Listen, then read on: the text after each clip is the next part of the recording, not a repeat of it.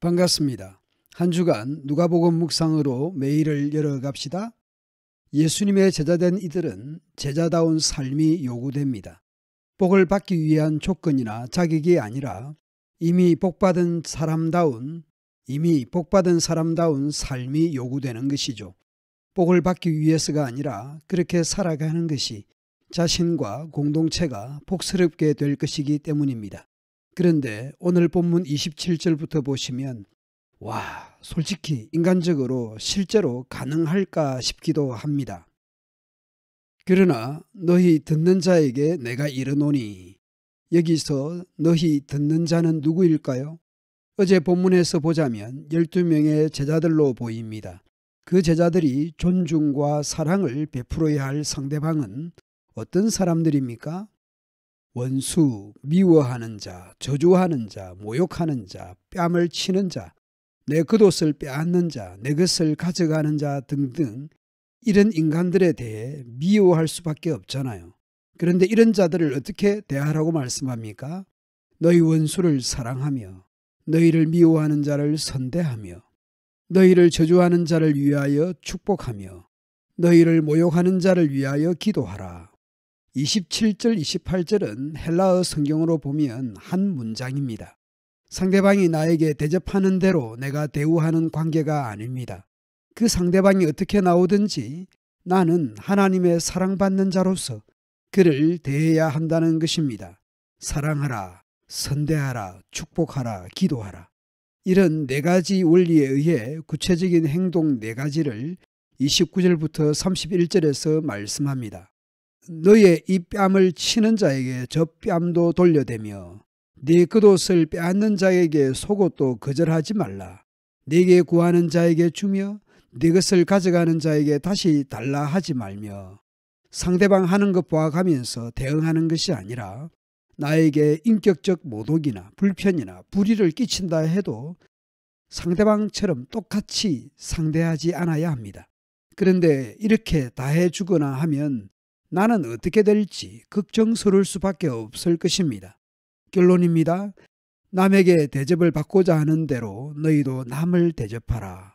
한마디로 미워해야 할 사람을 사랑하라는 것입니다. 우리는 이렇게 살고 있습니까? 친형제끼리도 더 가지겠다고 싸우는 세상에서 교회 안에서도 서로 갈등하는데 어떻게 가능할지, 앞서 말씀하신 내용과 대조적이고 소극적인 경우 세 가지를 말씀합니다. 너희가 만일 너희를 사랑하는 자만을 사랑하면 칭찬받을 것이 무엇이냐? 죄인들도 사랑하는 자는 사랑하느니라. 너희가 만일 선대하는 자만을 선대하면 칭찬받을 것이 무엇이냐? 죄인들도 이렇게 하느니라. 너희가 받기를 바라고 사람들에게 구워주면 칭찬받을 것이 무엇이냐? 죄인들도 그만큼 받고자 하여 죄인에게 구워주느니라. 여기서 죄인을 무슨 죄수라고 생각하기보다는 일반적인 사람들을 의미할 것입니다. 사랑하는 사람 사랑하고 나에게 잘하는 사람에게 잘하고 돌려받을 것 바라고 빌려주는 것은 보통 사람들도 다 그렇게 한다는 것이죠. 그런 수준은 교회 밖 사람들도 다 하는 것이면 교회라고 다를 바가 무엇인가, 어떤 차이가 있느냐는 것입니다. 죄인들 수준으로 아닌 고급한 삶이 무엇인지 말씀합니다. 오직 너희는 원수를 사랑하고 선대하며 아무것도 바라지 말고 구워주라. 앞서 27절 이후의 말씀을 다시 요약하듯 합니다. 그리하면 너희 상이 클 것이요 또 지극히 높으신 이의 아들이 되리니. 왜 그렇게 해야 합니까? 왜냐하면이 있습니다.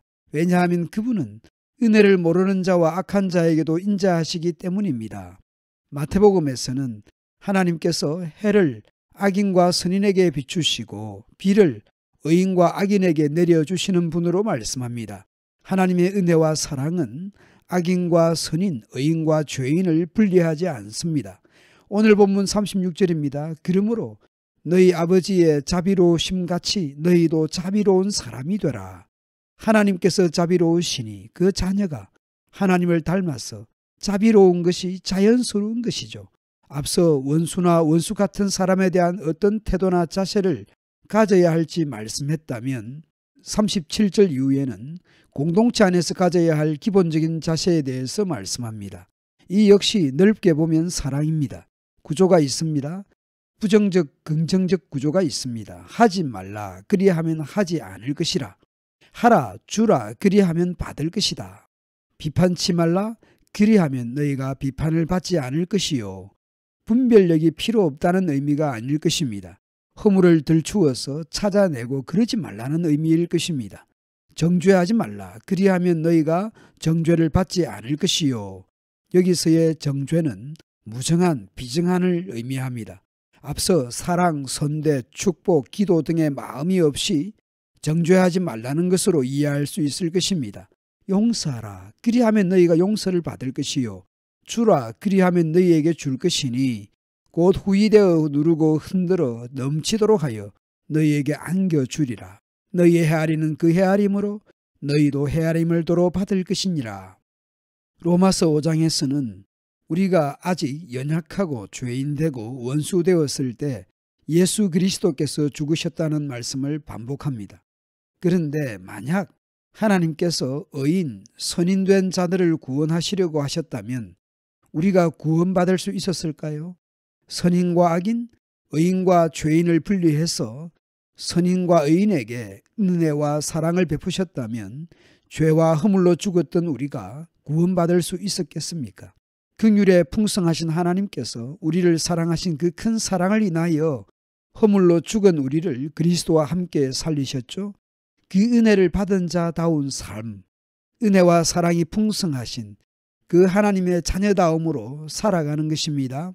물론 우리는 오늘 말씀하신 대로 원수와 원수 같은 인간들을 사랑과 은혜와 자비와 긍휼로 대하기가 쉽지 않을 것입니다. 우리의 본성으로는 불가능합니다. 그렇다고 우리에게 패배감과 실패감을 안겨주기 위한 말씀이 아닐 것입니다.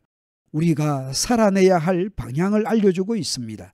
신앙생활의 고급함이 종교적인 행위에 있지 않고 하나님을 사랑하여 이웃을 사랑하는 것임을 알려주는 것이라 생각합니다.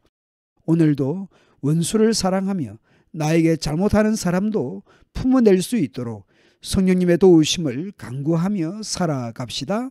감사합니다.